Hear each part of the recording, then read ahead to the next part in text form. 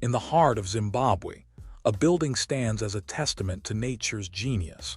The Eastgate Center's design was influenced by the remarkable self-cooling properties of termite mounds. By replicating the termites' natural ventilation, the center reduces energy consumption by an impressive 10%.